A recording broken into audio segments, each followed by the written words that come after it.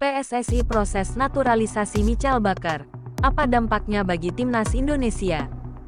Federasi Sepak Bola Indonesia (PSSI) dikabarkan tengah menjalani proses naturalisasi terhadap beberapa pemain diaspora di benua Eropa. Beberapa pemain itu akan masuk ke skuad yang ditangani Patrick Kluivert dalam lanjutan kualifikasi Piala Dunia 2026 zona Asia. Beberapa nama itu adalah Michael Baker, Ole Roumanie, dan Jairo Riedewald yang berposisi berbeda. Baker berposisi sebagai bek, Ole Roumanie sebagai striker, dan Jairo memainkan peran gelandang. Jairo Riedewald saat ini bermain di kasta tertinggi sepak bola Belgia Royal Antwerp. Ole Roumanie memperkuat klub Oxford United di Championship Inggris. Sedangkan Michael Baker bermain untuk klub Ligue 1 Prancis, LOSC Lille, musim ini. Ia bergabung pada tanggal 30 Agustus tahun 2024 dengan status pinjaman hingga akhir musim dari Atalanta, kontestan Serie A Italia. Michael Baker memiliki posisi utama sebagai bek kiri di klub yang ia bela, serta memiliki keahlian dengan kaki kiri mumpuni yang membuatnya berprospek baik di posisi kiri. Keberadaan Michael Baker, jika telah resmi menjadi warga negara Indonesia, akan menambah sesak persaingan bek kiri timnas Indonesia yang dihuni beberapa pemain diaspora.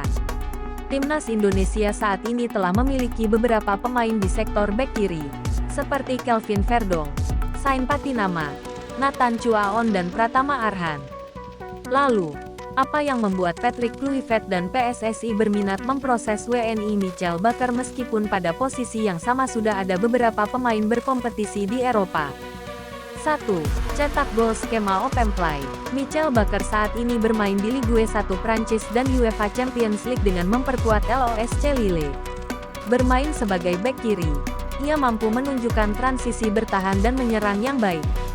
Meskipun berperan sebagai pemain bertahan, bek bertinggi badan 189 cm itu tercatat 3 kali mencatatkan gol dari 15 penampilannya bersama Lille pada 2 ajang musim ini.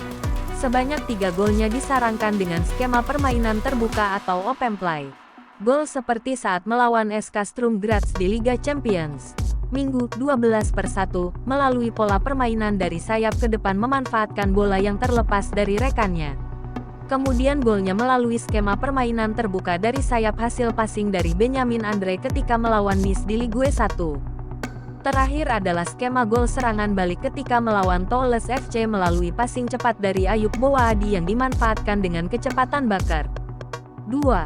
Jam terbang tinggi. Michael Baker, meskipun masih berusia 24 tahun, namun pengalamannya sangat tinggi di Eropa. Total dirinya telah mengoleksi 16.999 menit pada berbagai ajang Liga Nasional ataupun kejuaraan internasional. Baker bermain di ajang nasional atau domestik seperti Ligue 1 Prancis, Serie A Italia, Bundesliga Jerman, Eredivisie Belanda dan ajang kelompok umur dengan total 15.201 menit penampilan. Sedangkan pada laga internasional seperti Liga Champions hingga Europa League, ia mencatatkan 3.129 menit bersama Lille, Atalanta, Bayer Leverkusen, Paris Saint-Germain, dan Ajax.